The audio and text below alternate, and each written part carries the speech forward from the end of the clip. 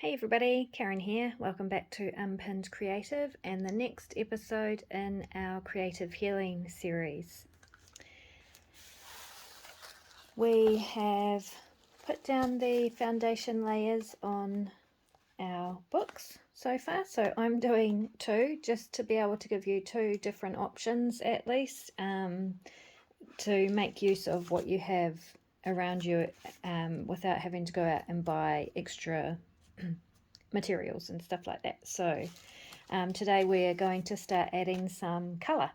Exciting. All right. So it is a bit dreary here today. It is raining again and it's cloudy, so the light is not optimal. And I apologise for that. You'll just have to bear with me. But that is part of the healing process, isn't it? When we live with chronic disease or situations that aren't ideal, we have to figure out ways to work with that situation. So, and sometimes all that simply means is accepting the situation as it is and carrying on anyway, which is what I'm doing today. I accept that the light is not ideal and I will continue anyway. Okay, so in the last couple of episodes we talked about the importance of space and creating space to both heal and be completely free. So that's really what this art journaling healing process is about. It is about having space where you are completely free, where you have complete freedom to be who you are and do what you want and feel how you feel.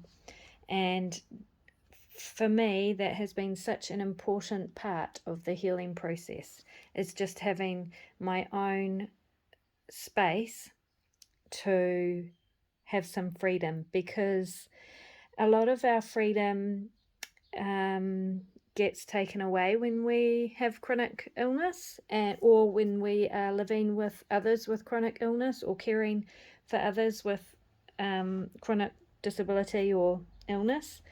So, and by that I mean our time is not necessarily our own anymore. We always have to consider either how we're feeling or how someone else is feeling. And this can apply not just to people with illness. This can apply in normal life, as well. In everyday life, sometimes our time isn't our own, and that's why it is very important to have this space. So I talked about that in the last couple of episodes, how to find that space and how to create some space that is just yours. And it has to be a space where you are completely free. And by that I mean you choose what you fill your space with. You choose what it looks like, what it feels like. And for example, my space is often filled with junk. So I have a lot of stuff. I am a collector and a hoarder. I collect cardboard boxes. I collect stuff just in case. And so someone walking into my space, that might be incredibly overwhelming and off-putting, and it might make them feel things that are not nice to feel. And a big part of healing my space was coming to terms with the fact that others might not like it and others might have negative thoughts about it. And I had to understand that my space is my space and the thoughts and feelings of others can't come into that space. That might sound selfish, and it has taken me a long time to come to terms with being selfish, because that's something I have been told my whole life, that I'm a selfish person, and I'm not saying this for sympathy or anything like that. It's just to explain to you the importance of coming to terms with the thoughts and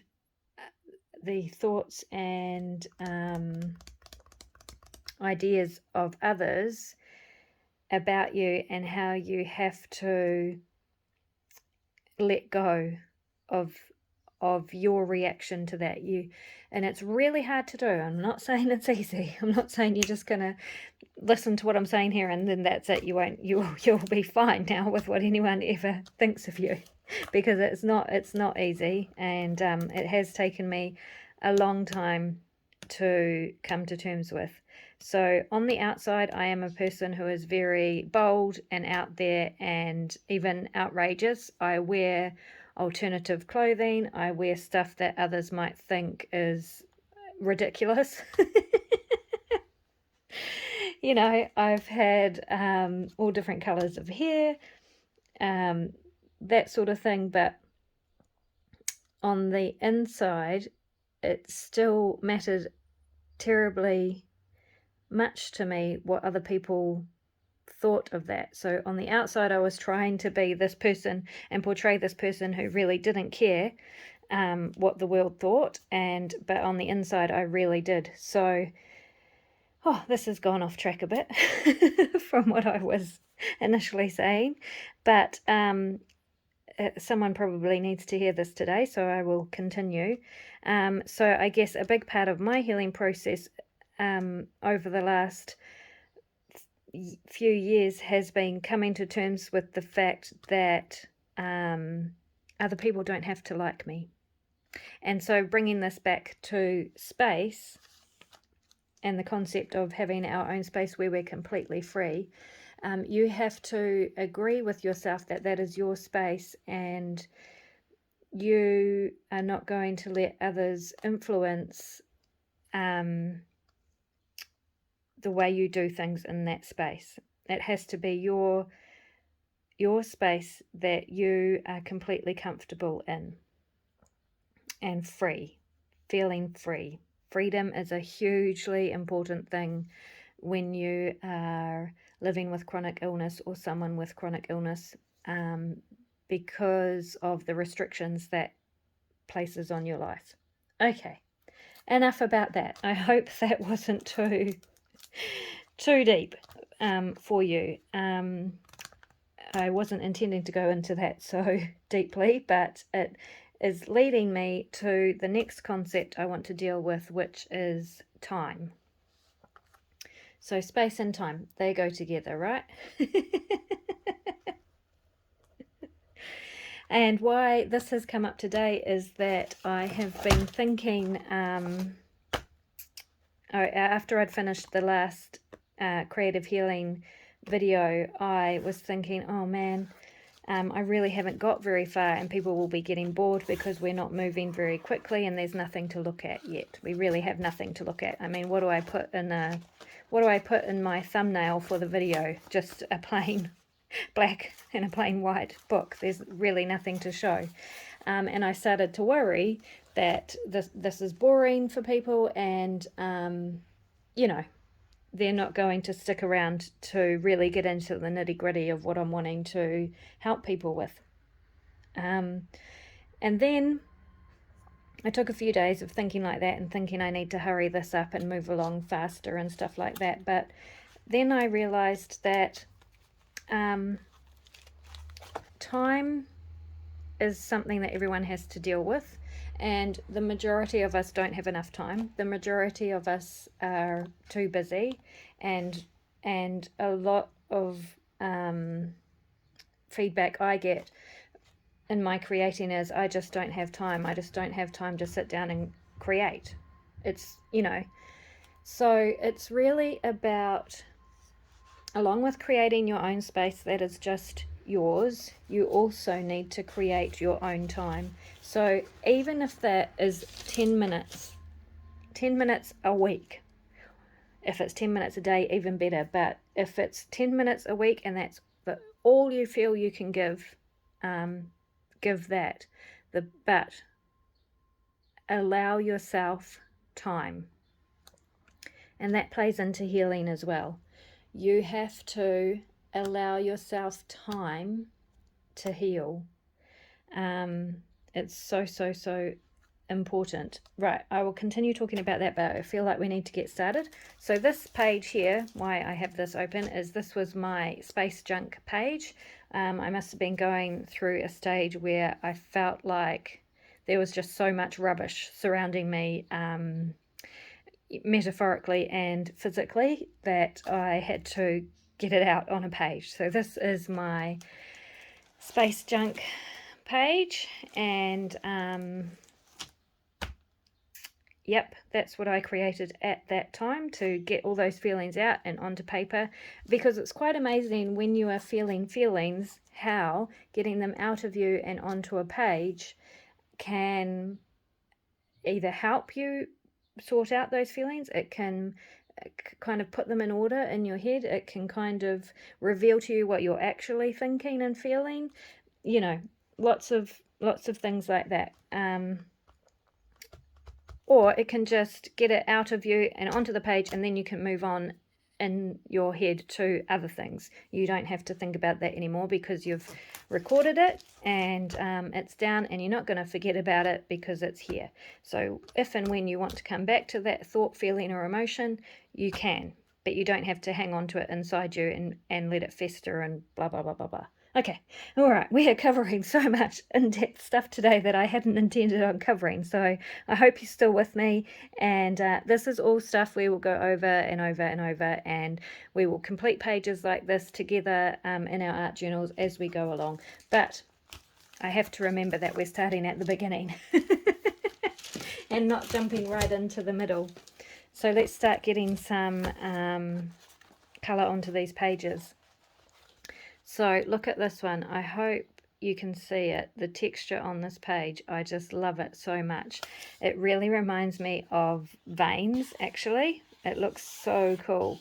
I don't know if you can see it very clearly in this light, but believe me, it's cool and I love it. And this one, just with the tissue paper, I love the texture on this page as well. So all I'm going to do for this page is tear off the extra bits of tissue from around the edges, and then we can work on getting some more layers on there.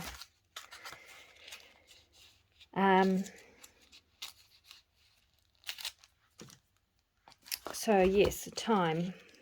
Please give yourself time for stuff that's fun. Most people think this, most people who are creative and are joining in on doing this are doing it because it's fun, because it's something they enjoy doing. It's, you know, it brings them pleasure and joy and all those things, and that's great. But we often put those things last. Those things are not a priority because there are so much more pressing things that have to be done, like work and, you know, bills being paid, and children and partners and husbands and wives and all the rest of it, family and friends and all that stuff. But I think when you are dealing with chronic illness, it becomes so much more apparent to you how important joy and play and fun is. And so that's why I say, no matter what stage you're at in life or on your healing journey, please put aside time to play, even if initially it's only 10 minutes a week. You can achieve quite a lot in 10 minutes. Without all the talking, we would easily have been able to do what we've done so far in 10 minutes. If I didn't talk so much. All right. What are we going to do with this one? I really want to do silver, black and silver. I don't know why. It's just stuck in my head that black and silver is the way I'm going with this page, and so that's the way I'm going. What direction are we heading in? What is the theme? What do we want the outcome to be? Always in my art journals, I leave the first page. The first page is where I claim the journal as my own. So the first page is the page I put my name on, always in every journal. I'll show you some examples. So this one, I don't know if you can tell, because, and see, that's the point of an art journal. It doesn't matter what anyone else sees, it only matters what you see. So this one, I have created my name, the letters of my name, using like scraps of ribbon and fabric, and then stitched it. So I wanted colour and fun and happiness in this one. So that is my name there in this art journal. And let me grab the other one. Okay. And in this one, I have done my name in, it actually started off just in plain pencil, just pencil on a piece of paper. I just started drawing my name as vines with leaves on them. And then when I decided to pop that into this book, I added the background of bricks, also just in pencil. And then I went in and added some colour with coloured pencil and just a little bit of colour over the top with coloured pencil. So, but even without the colour, this looked really cool. I was really happy with it, but yeah, I decided to go ahead and add some colour.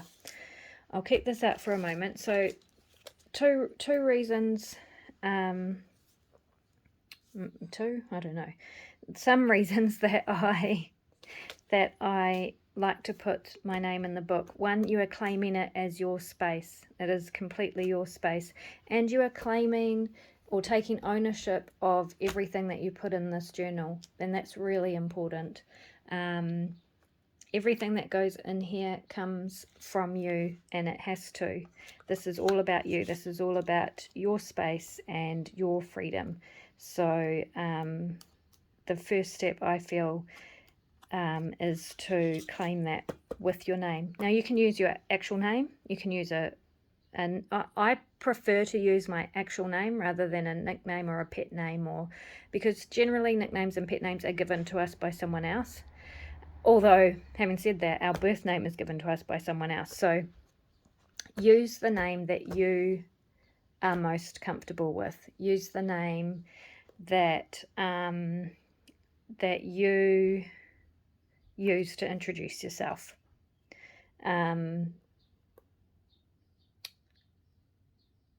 Yep. So I always use my name. I have lots of different nicknames and stuff like that, and it's taken me a long time to actually like my name. For many, many, many years, I actually would cringe whenever someone called me Karen. I don't know why. It's obviously some deep psychological thing, but it has taken me a long time, and this really helped. This exercise of creating art with my name really, really helped. So anyway,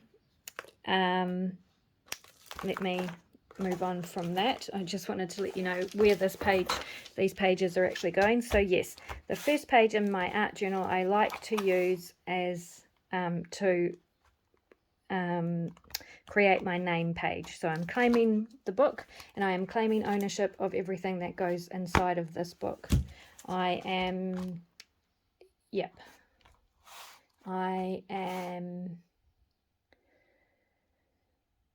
taking responsibility, I suppose. And that is an empowering thing, because we want to move away from being a victim. So if I'm creating because I think it's what I should create, because I think it's what someone else wants me to create, because I think it's what I need to create or have to create, then I'm not taking ownership and responsibility of that, and I'm disempowering myself. So we want to empower ourselves towards freedom, and empowerment generally leads to freedom. So ownership. name page. That is going to be the first page in both of these books and in every art journal that I do. So how do we do that? Because, you know, we all know what our name is. We all, the first thing we learn when we learn to write generally is our name. So we've been writing it for years. So what I want you to start thinking about as we start to add to the layers of these pages is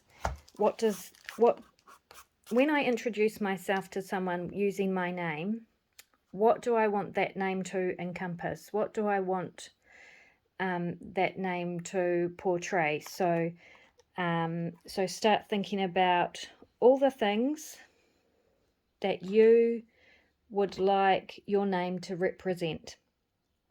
So for me, it's fun and creativity and excitement and adventure and colour and which is funny seeing as I've done black, but I love black. It is one of my favourite non-colours. But yes, colour. I want all of those things, vibrancy, you know, all of those things to come out, and love and compassion and kindness to come out on this page within my name, or when I'm putting my name on it. So start thinking about those things when you are choosing from now on, because now is when we start adding colour and decoration and stuff like that. So those are things to kind of keep in the back of your mind. So everything you put into this page has to represent a part of you that you want others to see and others to know about you, I suppose. Yep, you are promoting yourself on this page. You are promoting all the things you stand for and that make you you. Okay. Right, so I think we'll start with this one, seeing as it is colourful and it goes along with more with everything I was just saying. So I don't want to cover up all this texture and all these veins. So what I think I'm going to do for this one is start with some sprays, and I kind of want it to just, I want the whiteness of those veins to stay standing out, and I can show you how to do that a bit later. But because these remind me of veins, and then that made me think of leaves, I think I'm going to go for green for this page. And nature and nature and the natural world are very, very important to me. So that fits with what I want people to know about me. So I'm going to start with some green, and I'm going to start with a spray, and I want it quite runny. Now, just remember that you do not have to do exactly what I'm doing. Please do what feels right for you. Please experiment, and there is no wrong and there is no right. This is just how I am doing it. You're welcome to do the same and follow along exactly, and then start another book where you get to do your own thing, however you want to do it. But just know that, you know, the actual creating of the art is not the important bit. The important bit is... no, that's not right. The actual creating of the art is the important bit. The actual art is the result, is not the important bit. The important bit is the creating and the process. What was that thing I said last week or the week before? It is all about the art of creating, not the creation of art. That's what I said. So this is all about the art of creating, not the creation of art. All right, anyway, I am just a blabbermouth today, aren't I? Okay, so I'm going to start with a spray. Now in here I have just got acrylic paint and alcohol ink. Not alcohol ink, acrylic paint and isopropyl alcohol, and it's quite runny, and that's how I want it. And I'm going to start by spraying at the top of the page. Oh, let me get on camera so you can see. Oh, if I can get some, there we go.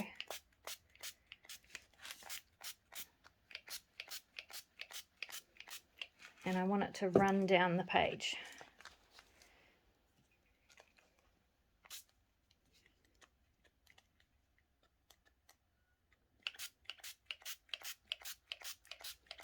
So I'm going to put quite a lot on because I want it to drip down the whole page. This is not a very good sprayer bottle, is it?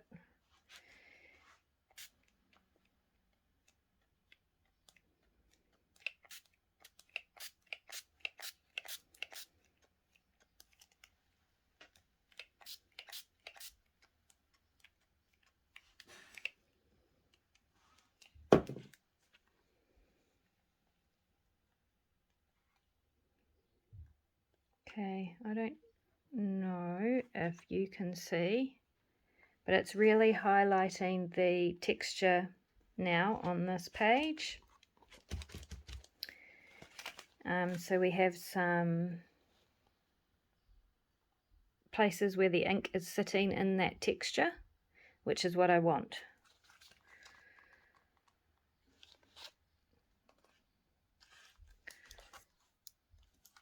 Alright, I'm going to leave it there for that colour.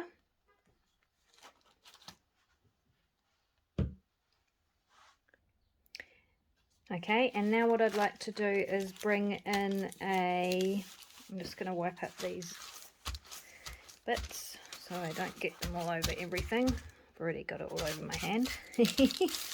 This is the fun bit of creating. You have to allow yourself to be messy. So lots of people don't like getting their hands messy, and that was me too to start with. I really didn't like having my hands all yucky. I'm someone who has to wash their hands, you know, as soon as I touch anything and stuff like that. I don't like sticky fingers.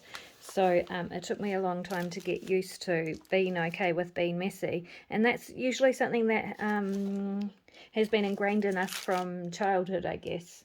Not being messy and not having messy fingers, but it's so much fun. And also, while you're creating, what difference does it make if your hands are all messy and stuff? So, you know, try not to freak out too much. All right, now I'm going to add some more drips, and this is just a dripper bottle. This has liquid dye in it, and it actually has textile medium because I used it for dyeing some tie-dyeing some fabric, but you could just use liquid dye and water, or alcohol ink, or not alcohol ink, isopropyl alcohol. Sorry, my brain is not working today. Yeah, or just the dye, straight dye by itself.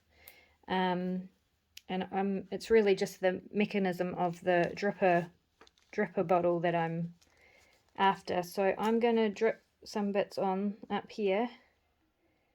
It's quite runny, see? And then I'm going to let that run down as well. And I'm going to use some water to kind of thin that out a bit. So just some water in a spray bottle.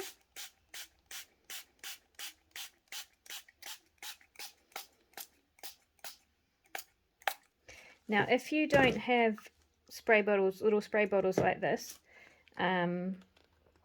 just save your like cleaning bottles or something like that and use them. They work just the same, just as well.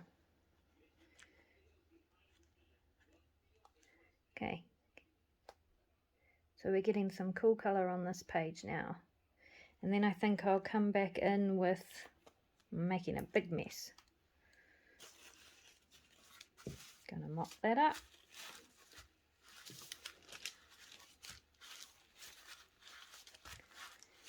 Mop that up, and then I am going to come back in with the lighter green again and spray some more down the bottom.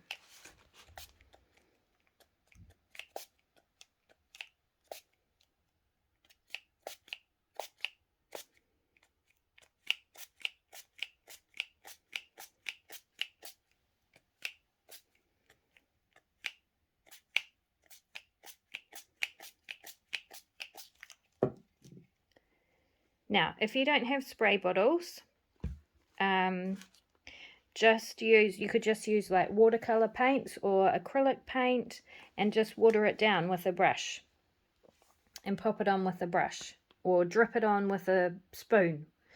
You know, there's lots of different different options. Just experiment with what you can do. Really the only thing with doing this is the liquidity of the medium. So how liquid it is and runny it is the important part here. So yep, so just if you have to, mix it up in a little bowl, use a spoon and kind of drip it down, hold your book up and drip it down that way if you don't have a spray bottle. There are lots and lots of different ways you can do things. So this is looking pretty cool. You can see that I have covered my book in green, and I'm completely okay with that because it's all going to add to the pages as we go through the book. Alright, that's pretty cool. I think I'm going to see how the veins are really standing out now. Yeah, you can see them much better. So I'm going to leave that to dry, and I'll just have a little quick clean up, and then we'll start with some different techniques on the other book. Okay, I've wiped up all of that mess. Now see this gorgeous, yummy paper towel? I will not be throwing that out because this will become part of the background for another piece of art at some stage. I love keeping my tissues, especially when I've been cleaning up mess with them, because look at the cool colours and stuff. Anyway, that's just a side note. I'll pop that one aside to dry and give my hands a bit of a wipe. And I might just go over that with the wipe as well. Alrighty, let's bring this book back in. I'm going to try not to get green on this book, but you never know. It's quite likely that will happen. Alright, with this book, I wanted to do black and silver kind of as this colour scheme for this book, and I really want to bring out that texture again that I have on this one. So there are a couple of ways that I could do that.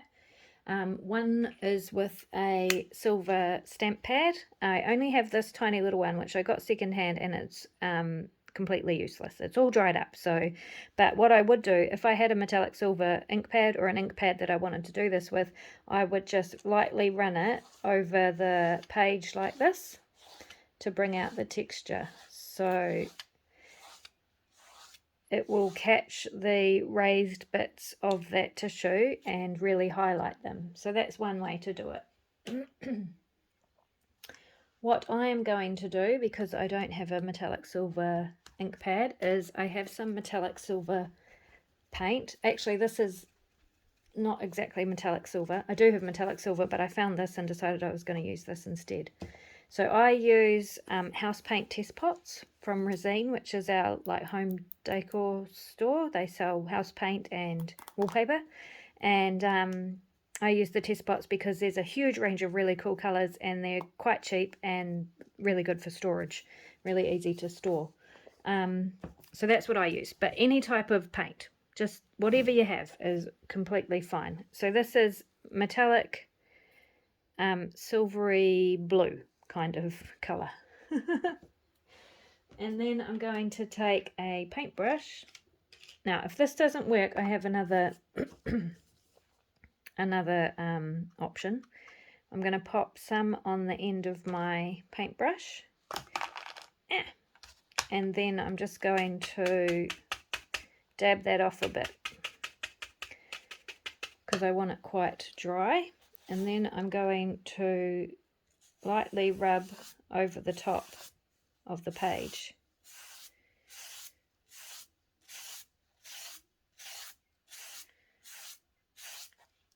Might need a bit more.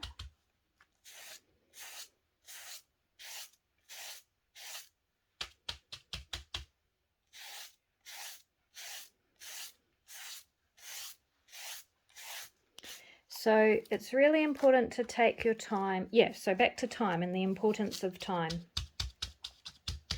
It's really important to allow yourself time. When we're given a diagnosis of some sort, whether for ourselves or someone else, depending on the seriousness of that, Often we're not given time to really consider the impact of that before we have to start making decisions about things that might change, the rest of our lives. So it's really important to allow yourself time for processing and just being without having 100 decisions to make, or life-altering decisions to make. That is again, even if that's only 5 minutes to sit in stillness, not actively not thinking. And sometimes it is a very something you have to try really hard to do, not think. But it's a very important step in your mental and emotional well-being when you have something life-changing happening. And to do that as often as you need to do, particularly when you're starting to feel overwhelmed, allowing yourself time is such an important thing. And if you're a parent or a caregiver, or you have, other responsibilities and other people in your life relying on you, it's often something that we can feel really guilty about, giving ourselves some time to just sit and be, or to do something completely superfluous to the needs of, everyday life and the needs of others. But it is so important in your ability to continue and maintain energy and the headspace to look after others and your other relationships in your life. It's so important to take that time for yourself, because you'll be able to perform better. And this is cliche. I mean, I'm sure this is not something you haven't heard before.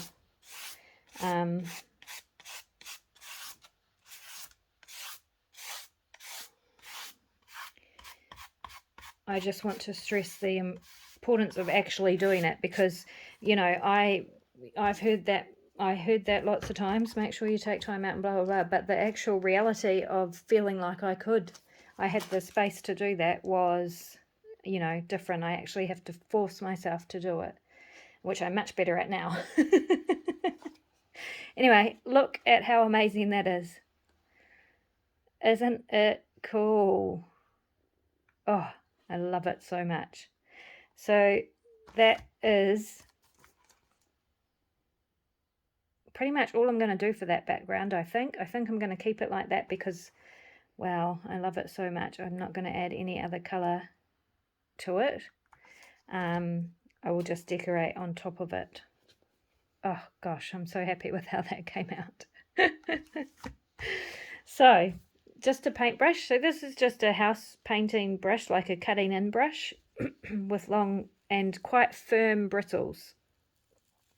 And then, some paint, dab it off and just lightly brush over the top, and just keep going until you get to, get the effect that you want. And go from the top down. That's another thing. Don't be all random about it. Go from the top down, kind of in straight lines, and you'll get a much better result that way. Make sure you remember to wash your brush, because I always forget, and then my brushes stop working the way I want them to. And that was such a tiny, tiny amount of paint.